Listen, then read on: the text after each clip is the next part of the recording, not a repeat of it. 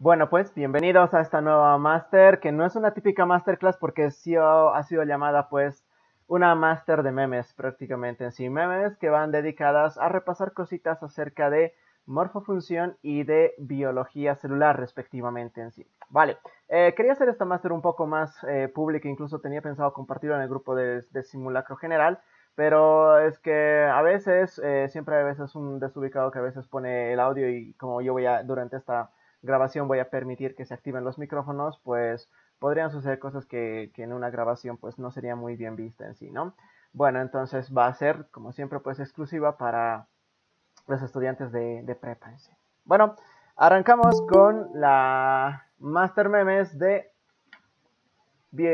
morfofunción, que en biología celular lo hacemos en la parte final. ¿Sí? Bueno, entonces acá tenemos un punto que acordarnos en sí. ¿Acerca de qué? De las técnicas de diagnóstico no invasivas en sí, ¿verdad? Recuerda, cuando una persona y cuando un estudiante está muy apenas escuchando los ruidos cardíacos y el paciente empieza a platicarte y que tú le estabas aprendiendo a escuchar rápidamente, pues, o estabas concentrándote en escucharte, ¿qué pasa? Pues que sí, que perdiste toda la concentración y prácticamente pues quedó saboteado, ¿no? Tu poco intento de auscultar un corazón o unos pulmones respectivos. Recuerda, guiños importantes, son 4 técnicas de diagnóstico no invasivas que nosotros empleamos en los pacientes en el día a día, en la exploración física. La inspección, que tiene que ver con la observación, la palpación, que tiene que ver con qué, con tocar las superficies del cuerpo humano, siempre delicadamente, la percusión, que es obvio, ojo a ojo, que ya ha sido preguntado, golpear no fuerte, sino suavemente, ¿no? Con la técnica de los dedos respectivamente, cavidades principalmente del cuerpo humano. Y la auscultación,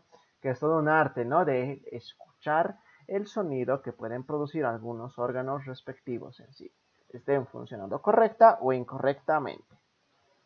Nos vamos al tema número 2. Y una gran verdad es que nosotros decimos una cosa, si bien el ADN es eterno, pues la grasa también. Claro, con el tiempo una persona va perdiendo colágeno, va perdiendo neuronas, va perdiendo pelo, va perdiendo agilidad y peor si está estudiando medicina, pues va perdiéndolo todo. Pero es que las lonjas son eternas, las lonjas son fieles, ellas se pueden quedar hasta el final y hasta traen pues los refuerzos en sí, ¿no? Bueno, pues hay que hablar prácticamente de muchas cositas en sí, pero podemos rescatar algo acerca del colágeno. Recuerda ese guiño muy importante que es la proteína más abundante del cuerpo humano en un 25% respectivo en sí, ¿no? Recuerda que hay 3 tipos de fibras, las de colágeno, las fibras reticulares y las fibras elásticas, ¿verdad? Recuerda las advertencias que siempre se hace sobre el señor colágeno. ¿Qué cosas? Que las fibras de colágeno son fuertes y sí resisten principalmente a la tracción de los tejidos, pero recuerda, no son estructuras rígidas, ¿no? Que hablar de biología y es hablar de los tipos de colágeno, pero para eso no está diseñado esta máster en sí. Ahora, con las lonjas, que las lonjas son eternas, pues sí, hemos tenido varias másters donde hemos hablado acerca de los diferentes tejidos adiposos, los diferentes tipos de liposucción, de la criolipólisis e incluso ayer hemos hablado de lo que vendría a ser la termogenina, ¿no? En el tejido adiposo multilocular que abunda pues principalmente en los animalitos que se dedican a la hibernación. Bueno, ¿qué pasa con esto? ¿Qué pasa con esto? Que nos ponemos un poquito románticos. ¿Por qué? Porque según esta cosa que dice, que tienes ahí lindo osteoclasto, ¿qué está haciendo? Mira que el hueso le dice, pues a ver, ¿qué dice esta cosa? Pues mira, dice tu carita toda preciosa y yo mero apasionado y devorador como si fuera un osteoclasto, ¿verdad? Oigan, sean osteoclastos en el estudio. Hay que ser osteoclastos en el estudio, hay que devorar los libros, ¿no? Hay que devorar la teoría, hay que tenerla siempre ahí en mente en sí, no con files maliciosos y no vayan a mal pensar en sí, pero es que sí, ¿no? Que la paratormona no son las señales de Dios que quieren que te haga mía, como decía acá, pero es que recuerdo, ¿no? Que sí, la paratormona está estimulando al señor osteoclasto a hacer qué cosa, que eso, lo que dice ahí arriba, ¿no? Recuerda, hay 4 tipos de células básicas en el tejido óseo. Se llaman células progenitoras óseas, de las que más importantemente tienes que acordarte, que son células inmaduras, provienen del mesenquima y mantienen la capacidad de división celular. Son las que van restituyendo al resto de células del tejido óseo. Los osteoblastos son las células generadoras principalmente de huesos. Son células especializadas a partir de los progenitoras y estas lastimosamente quedan atrapadas en la matriz calcificada. Llegan a cambiar de nombre y se llaman osteocitos. Estas son células ya maduras y su única función, al estar atrapadas dentro del tejido óseo, es del mantenimiento simple. Recuerda, que estos topitos del meme son llamados osteoclastos, que son la función de más de 50 monocitos, ¿no? Que no son monolitos, que hay un error ahí de imprenta, pero son 50 monocitos respectivos y estos están encargados de, no el depósito, que sería lo opuesto a lo que hacen, ¿no?, los osteoblastos, que se encargan de depositar la matriz, sino se encargan de la resorción, que tienen importantes enzimas lisosómicas que pueden digerir fácilmente esa matriz calcificada. Qué buena imagen. Yo prácticamente sí quisiera tener esos bolígrafitos específicos para mis diferentes apuntes, aunque la verdad yo no soy tanto de utilizar diferentes tipos de colores y asociación de marcadores, de tener por un lado pues un bolígrafo especial para tal cosa y un color especial para tal cosa, y que uso el resaltador y que uso pues la micropunta y que uso el lápiz y que... No, yo soy más monótono y pues directamente todo con incluso un solo color, que muchos ya ven los libros que manejamos ahí, ¿no? Pero es que sí, cuando la morra castrosa de los plumones estudia medicina, pues tiene todos sus bolígrafos personalizados y ordenados en sí, de la misma manera en la que están organizados los huesos del cuerpo humano.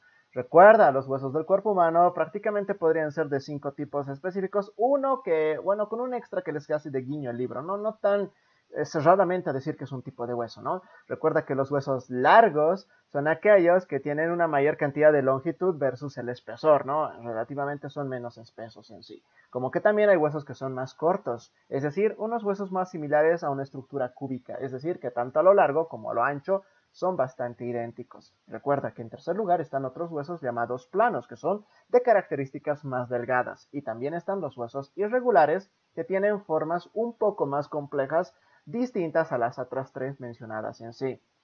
Con respecto a los sesamoidros, no, a los sesamoideos, pues estos son huesos que se originan dentro de los tendones y prácticamente refuerzan y tienden a proteger estas estructuras específicas. Y, por curiosidad, el libro habla acerca de los huesos suturales, que prácticamente son aquellos que se encuentran dentro de una sutura. Te hago que tengas cuidado. Por si acaso, recuerda que en la parte introductoria del esqueleto axial está la definición de estos huesos, con sus ejemplos que ya han sido preguntados varias veces, ¿no? Ten en cuenta por lo mínimo un ejemplito de cada uno de los huesos respectivos y vas a poder liberar las preguntas que te hagan de este subtítulo respectivo. Hacemos un ejercicio. Pues, y el que quiera, pues activa su micrófono, que... A ver, chicos, ya estamos hablando entre personas que ya conocemos muchas cosas, ¿no? Y es más en sí. ¿Por qué Doctor Daniel lo enseña con memes? Pues directamente en primera instancia de todo lo que vendría a ser, pues, los temas. Porque no los entienden y los están leyendo por primera vez, entonces el único que se va a reír solo soy yo. Y el resto va a decir, pues, este bicho, ¿de qué se está riendo? O ¿cuál es el chiste que yo no entiendo, no? Pues claro, si tienes que entender el chiste es porque lo tienes que saber. Y prácticamente esto es un chiste médico. Sí. Tienes que tener cuidado a qué, a ese cuadro que está en el 8.1, ¿no? En el esqueleto apendicular. Ten cuidado en la diferencia entre una pelvis masculina y una pelvis femenina. Pregunta de oro para ustedes. ¿Esta pelvis a quién pertenece? ¿A un varón o a una mujer? A un varón. ¿Y por qué lo pertenece a un varón? Ya estamos viendo, ¿no? Características de una pelvis masculina. Que recuerda pues el chiste que nosotros hacemos, que el varón tiene su corazón ¿dónde? En la pelvis. Y entonces ya vemos qué cosa, que el estrecho superior tiene forma de corazón respectivamente. No vamos a decir que es un corazón neto y diro. Además, incluso cuando nosotros vemos cardio, pues nosotros vemos que prácticamente el corazón no tiene esa forma cliché que lo dan pues la parte romántica, ¿no? Y el romanticismo y esas tonterías en sí. No, tiene una forma muy distinta a como lo pintan en sí, ¿no? Bueno, hay que ver otras características como la disposición de los acetábulos, lo que es el foramen obturador. También hay que recordar pues cómo está dispuesto pues no las líneas respectivamente al sacro, a la cresta ilíaca y otras características que obviamente son opuestas a lo que es una pelvis femenina. Chicos, históricamente la pelvis, en cuanto a esa tabla de diferencias entre un varón y una mujer, hasta por meme y hasta por chiste, es preguntado en el curso básico. Que sí, hace mucho tiempo atrás ya han pasado lo que son las cruzadas, ¿verdad? A las cruzadas en sí es más o menos una linda película, ¿no? Que incluso Disney la ha logrado caricaturizar hace mucho tiempo atrás y es muy linda porque tiene escenas muy graciosas bastantes, ¿no? Acerca de lo que es Robin Hood y cuando, por ejemplo, pues en el bosque de Sherwood, ¿no? Gracias al rey Ricardo se fue a las cruzadas a pelear y ha dejado pues al al príncipe que se me ha escapado el nombre, ¿no? Que es el tirano, el rey Pelele le dicen, ¿no? En la película de Disney, porque él se encarga de subir los impuestos y pues prácticamente ahoga al pobre pueblo de Notre Dame, o no, no sé si es Notre Dame, o estoy equivocado en esa parte que me tengo que volver a ver, ¿no? Lo que es Robin Hood, pero pues sí, ¿no? Era un rey bastante malo hasta que vuelve el rey Arturo de las Cruzadas, ¿no? El rey Ricardo, perdón, de las Cruzadas. Y pues sí, los cruzados hay que tener en cuenta en dónde, en articulaciones, hablar de qué, de los ligamentos cruzados. Si algo rápidamente y puntualmente me tengo que acordar es de este par, el LCA y el LSP, cruzado anterior, cruzado posterior, y rápidamente cruzado anterior en una dirección posterolateral, cruzado y posterior anteromedial, son prácticamente opuestos. Recuerda, el 70% es, ¿por qué? Porque el cruzado anterior es el que principalmente se lesiona en el 70% de las lesiones de rodillas en sí. Recuerda las funciones de los cruzados, ambos previenen el deslizamiento de la tibia con respecto al fémur, pero es que el cruzado anterior lo hace para lo anterior y el cruzado posterior para lo posterior. Es muy fácil asociar rápidamente el conocimiento. Recuerda que el cruzado anterior evita el deslizamiento anterior de la tibia sobre el fémur y el cruzado posterior evita el deslizamiento hacia posterior de la tibia con respecto al fémur. Y aprovechando que estamos aquí, hacemos un bonus porque prácticamente que podríamos encerrar esta zona central y medial, porque aquí podríamos hablar de la tríada maldita, que es prácticamente cuando se lesionan, ¿qué cosa? El colateral tibial o colateral medial también de la rodilla, el cruzado anterior y el propio menisco medial. Prácticamente tienes que tener muy mala suerte y hacer un movimiento de torsión prácticamente, ¿no? Sobre el pie para lesionarte estas tres estructuras que forman la tríada maldita, ¿no? En las lesiones de rodilla. Adivina, adivinador, que esto ustedes lo tienen que adivinar en sí, ¿no? Nos vamos a músculos. Adivina, adivinador, que tienes ahí un húmero subescapular, supraespinoso, infraespinoso, redondo menor. ¿De quién estoy hablando?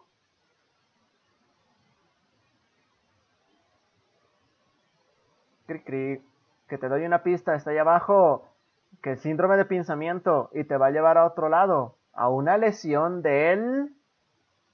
¿Qué forman esas Manguito cuatro? rotador. Muy bien, muy bien, muy bien, ¿verdad? Adivina, adivinador. Elementos de lo que se conoce como el manguito de los rotadores. Elementos, ¿no? Músculos que dan estabilidad al hombro del paciente, a derecha e izquierda en sí. Recuerda, son estos cuatro: subescapular, infraespinoso, supraespinoso y el redondo menor en sí. Recuerda, en pacientes que por lo menos que se dedican a hacer el tenis, hacer el béisbol, actuar de violinistas, ¿no? Personas que tienden a elevar el hombro y a realizar movimientos de tracción respectivos o movimientos repetitivos de bateo o de leteo. Prácticamente ellos tienden a ¿qué? A lesionar un tendón importante, que es el que da origen después y posteriormente pues a lo que en la mayoría de casos es una lesión del manguito de los rotadores. Pero todo empieza acerca de hablar de esto, ¿no? De lo que es un síndrome de pinzamiento. En un síndrome de pensamiento, ¿cuál de estos cuatro perritos guapos está lesionado? ¿Cuál es el tendón del que tengo que tener bastante cuidado?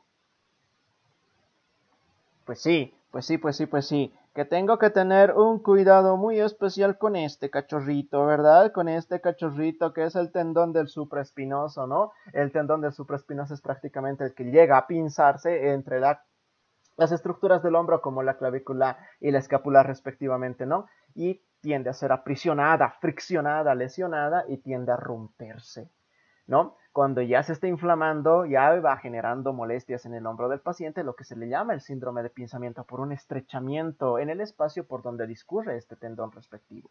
Pero si se llega a romper, ya estoy hablando de una lesión del manguito de los rotadores, ¿verdad? Preguntado tantas veces en la historia del curso básico. Wow, qué sábado en la noche, ¿no? Qué sábado en la noche y todos, bueno, pues por lo menos a mi edad, pues es lo ideal, estar sábado en la noche viéndote una película, todo tapadito, abrigadito en tu camita y todo feliz con pipocas y así, esto es lo ideal. Y después del propedéutico yo creo que muchos de ustedes se la van a pasar un mes entero pues así, ¿no? En camita durmiendo y hasta pues, ¿no? Que se dé lo que se tenga que dar. Hay que hablar acerca de qué, de la mielina, los axones del sistema nervioso central, bien a gustos en las vainas de mielina que vienen de los oligodendrocitos, ¿verdad? Claro que sí. Recuerda, tienes que acordarte dentro del sistema nervioso y principalmente en el formando parte del tejido nervioso, existen dos tipos de células que lo que hacen es envolver a los axones de las neuronas. Recuerda que los axones de las neuronas son las colitas, ¿no? Las envuelven con un tejido especial que tiene contenido principalmente lipídico. Ojo que no es únicamente eso, ¿no? Y que actúa como un muy buen aislante eléctrico y que permite conducir los chispazos eléctricos a una mayor velocidad y con una mayor eficiencia. Eficiencia para la gerencia, eficaz para el matraz y efectivo para el vivo, ¿no? Como ayer hablábamos en la máster, ¿no? Vale, pero es que mira, tienes que acordarte de estos dos, los oligodendrocitos y las células de Schwann, que los oligodendrocitos, ¿dónde están? Están en el sistema nervioso central. Y en el periférico, ¿quiénes estaban? Las células de Schwann. Recuerda que por bonus te entrego que hay dos enfermedades neurodegenerativas que tienen algún tipo de causa o mecanismo autoinmune, donde los macrófagos, el propio sistema inmune, no reconoce estas vainas de mielina y las destruye. Pero es que una es ahí, en el sistema nervioso central, y la otra es en el periférico. Por eso hemos puesto como sorpresa este par de enfermedades que son joya de coronas. Es más, una es la joya de la corona del tejido nervioso y la otra, por curiosidad, en algunas vacunas del PAI, que eso ya es hablar de segundo parcial, produce algún tipo de reacción adversa en sí. Espero que tengan una memoria y que se acuerden de este par de enfermedades el día del examen, ¿verdad? Estamos hablando de la esclerosis múltiple y el síndrome de Guillain-Barré, ¿verdad? A tener en cuenta que uno es en el periférico y el otro es en el sistema nervioso central. Y bueno, esto es lo típico y lo típico y lo típico. Adivina, adivinador, ¿qué dice este señor meme? Todo paciente tiene un familiar que se cree doctor. Pues sí, eso es inevitable, ¿verdad? Y además nosotros siempre decimos que es lo peor tener amigos, familiares que se dedican a comentar cosas de temas de salud sin ningún tipo de conocimiento, pero es que todo el mundo habla sobre salud, es muy fácil, hasta los influencers y toda la gente sin un grado a veces mínimo de conocimiento de medicina está dando su opinión y está creyéndose expertos y mucho, ¿no? En sí, y pues ahí tenemos hasta un blooper, ¿no? Mira qué está haciendo. ¿Qué está haciendo este señor? ¿Qué está haciendo? Que dice que el nervio ciático está bien, pero es que hay una mancha cerca de la chuleta. ¿Y dónde será la chuleta que está agarrando la radiografía totalmente al revés de un paciente que es una radiografía de tórax, ¿no? Y totalmente inversa en sí. Adivina, adivinador. ¿Cómo se llama el nervio más grande y más largo del cuerpo humano?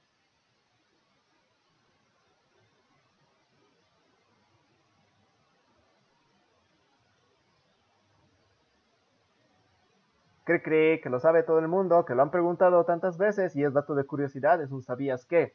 ¿Cómo se llama el nervio más grande y largo del cuerpo humano? Y la respuesta está en el meme. Solamente que se les ha pasado una letrita. Ciático. Muy bien, ¿verdad? Que el nervio ciático, recuerda que el nervio ciático sí está ahí como un nervio poderoso, proveniente del plexo sacro, ¿no? Casi a niveles desde la parte inferior de la parte lumbar de la médula espinal, por los L4 y L5 hacia abajo, ¿no? Que tiene dos ramas principales, ¿no? La rama peronea y la parte tibial anterior, ¿no? Y que tiene sus diferentes subramas y que prácticamente tiene una inervación tan monstruosa que llega pues desde la región lumbar hasta abarcar una gran parte de la extremidad inferior del paciente en sí. Bueno, nos vamos de morfofunción y nos vamos a biología celular. Adivina, adivinador, ¿a quién pertenece esta foto? Que lo ves tanto en el tema número 1 como en el tema número 14. Es más, este señor participa de uno de los mecanismos de transferencia genética de material entre las bacterias en sí. Creo que ese mecanismo se conoce con el nombre de la transducción.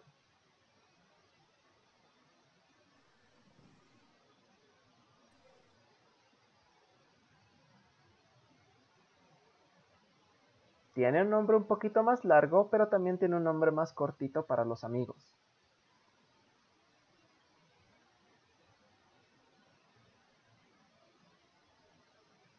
Wow, que parece un escorpión, incluso tiene ahí una cola muy prominente. Es más, contiene un elemento clave que es puro material genético y pues cubierto de una envoltura, ¿no? Respectiva en sí a protección. ¿Cómo se llama este bichejo?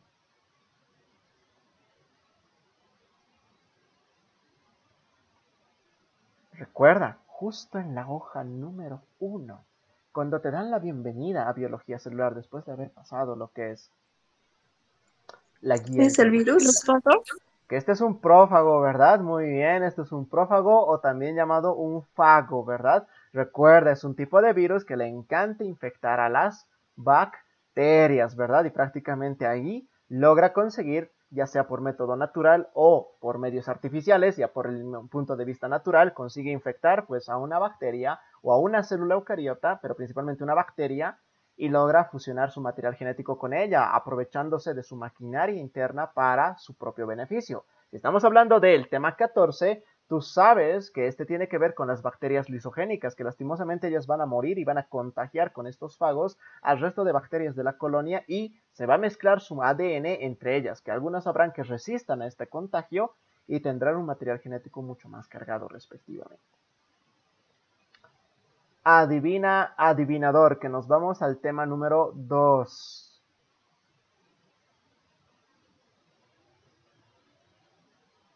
Es que esto es lo peor que le podría pasar a quién.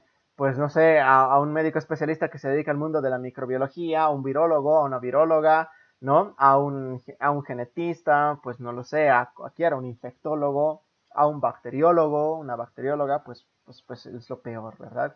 Qué triste, ¿no? Qué triste que tu pareja te diga eso, ¿no? No podemos seguir juntos, es que no sabes nada de microbiología, y que le dice, te prometo que aprenderé a usar ese telescopio, y tú me dices que si un telescopio se utiliza para ver al mundo microscópico, que no, que el telescopio más bien te permite ver otro tipo de estructuras mucho más enormes y unas largas distancias, ¿no? De este planeta en sí. Claro, que el microscopio es, podría decirse, ¿no? Casi, aunque tal vez puede estar equivocado, un antagonista del telescopio en sí. Uno para ver el mundo macromolecular y otro para ver el mundo micro, respectivamente en sí, ¿no? Recuerda que un microscopio, wow, de este hay varios que hay que saber y obviamente en otra máster estaremos comentando los puntos, ¿no? Las cosas puntuales de cada microscopio. De este microscopio esto, de este microscopio este otro, de este microscopio esto, ¿no? Recuerda que de una manera básica, pues el microscopio ha nacido en la edad ayer hemos hablado del Moderna. moderna, ¿verdad? Y además que un microscopio tiene dos partes principales, una parte mecánica y una parte pues óptica. Y con eso han pisado el palito muchos en unas preguntas de examen de test y de simulacro, ¿no? Que la parte mecánica es el sostén específico y la parte de óptica tiene el condensador, tiene el objetivo y tiene el ocular, ¿no? El sistema de lentes específico para ampliar la imagen y para dar la luz respectiva. Nos vamos de las tecnologías y nos vamos a dónde? A las macromoléculas. Tema número 3. Nada es más sensible que una polimerasa, excepto Neymar, porque ese si le sopla se desnaturaliza incluso. Que ya estamos cerca del mundial, no estamos en cuenta regresiva y ojalá, pues bueno, no soy tan ya fanático de Brasil desde que ya se han ido pues los grandes astros, ¿no? Del fútbol brasilero, Brasil do pentacampeón do mundo, ¿no? Pero es que también hay otros equipos que esperamos que salgan campeones este año, ¿no? Y cada uno pues con sus gustos y a ver qué apoyen, sí. Lo siento chicos, ustedes pues mundial, no sé si es que va a haber mundial, o verán los partidos del mundial mientras estudian, los escucharán, los verán en reprise, pero pues el profe, ¿no? El profe, y habrán más mundiales para verlos, ¿no? Ya en la misma facultad de medicina. Oigan, es que hay que hablar una cosa de lo que es la desnaturalización que tantas veces hemos hablado, ya sea por procedimientos naturales o por artificiales, que incluso hay técnicas, ¿no? De biología molecular, hablando del tema 2, que se encargan de desnaturalizar a una proteína. Recuerda, una proteína en su forma natural es aquella que encontramos principalmente en cualquiera de estos dos tipos de estructuras, una terciaria o una secundaria, es donde está con la configuración tridimensional, está activa, está haciendo cosas dentro del cuerpo humano, ejecutando algún tipo de función específica. Pero es que si tú la desnaturalizas, ¿qué obtienes? Obtienes la estructura primaria, ¿verdad? Que va a haber un bonus fuera de grabación a explicar rápidamente en un recordatorio acerca de los 4 tipos de estructuras que tiene una proteína o muchas de ellas en el cuerpo humano. Pero ya puntualmente recuerda que cuando te hablan de estructura primaria siempre di número y secuencia de aminoácidos. Estructura secundaria tiene que ver con la alfa hélice, una secuencia en espiral. Estructura terciaria es ya cuando alcanza esa forma tridimensional de llegar a formar estructuras en forma de globo, globulares o incluso estructuras alargadas, ¿no? En forma más en sí. Y la parte de la estructura cuaternaria ya tiene que ver con ¿qué? con subunidades distintas, ¿no? Que llegan a ensamblarse y formar estructuras mucho más grandes en sí, como los microtúbulos u otras más, ¿no? Que ya lo hablamos después. Nos vamos a donde penúltima de la máster. Es que no hay que hacer eso. Es que no hay que hacer eso. Jalón de orejas para los que lo hacen, ¿no? Qué mal y qué pena, ¿no? Las mitocondrias siempre esforzándose para llevar a cabo la respiración celular y tú emocionándote cuando te ahorcan. ¿Cómo pues? No, tienes que tener en cuenta una cosa que, bueno, esta semana entramos en mitocondrias, ¿no? Un poquito de spam para el grupo de la mañana y sí, tenemos que hablar acerca de qué. Rápidamente, que oigan, lo mejor de lo mejor que tenemos son las mitocondrias, que sin las mitocondrias, ¿qué cosa no haríamos? Que para todas las cosas se necesitan energía. Y obviamente que las mitocondrias se benefician de ¿qué? Del oxígeno, que nosotros somos seres aeróbicos, ¿no? Y claro, tienes un video dentro de la página de prepa, que voy a tratar de dejarlo enlazado, acerca de lo que es la glucólisis anaeróbica versus la fosforilación oxidativa. Pero ya que estamos aquí, pues vamos a hablar de una cosa muy directa. Recuerda que la glucólisis anaeróbica, como lo dice, es no dependiente de oxígeno.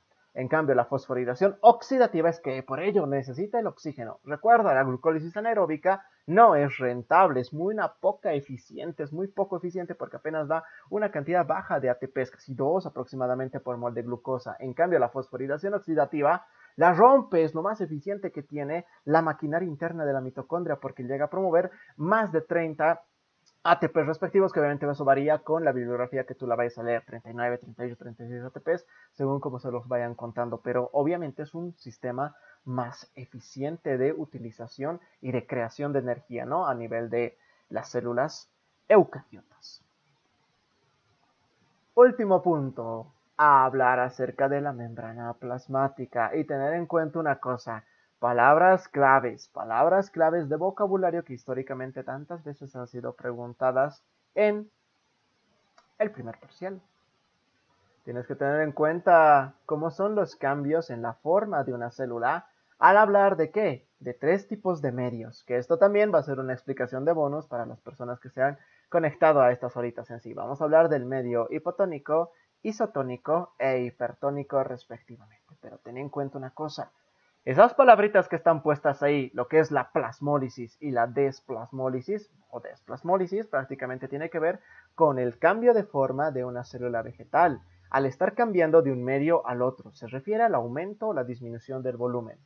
Y para nuestras células eucariotas existe también, el libro lo dice directamente como que, como que podría llegar una célula a aumentar tanto de volumen que produce ¿qué cosa? Su propia lisis, su propia muerte celular, o podría llegar a disminuir tanto de volumen que prácticamente pues está ahí como el señor Bob Esponja, que está todo arrugado y hecho charques respectivamente, ¿no?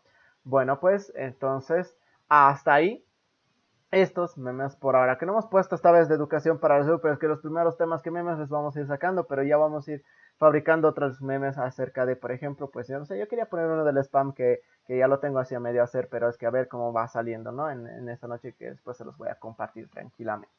Bueno, pues eso sería por esta parte de la grabación. Espero que esta master meme pues haya sido bastante de tu ayuda. Obviamente no son los únicos que hay acá, que tenemos bibliotecas enormes de memes hasta clasificadas por temas, que sí, soy una persona bastante ordenada y es así en los temas tanto de educación para la salud como morfofunción y como biología celular. Hay muchos que ver respectivamente, pero es que claro, que los memes los entiende quién, los que lo saben directamente, ¿no? Y bueno, espero que esta información haya sido de tu ayuda. Muchas gracias.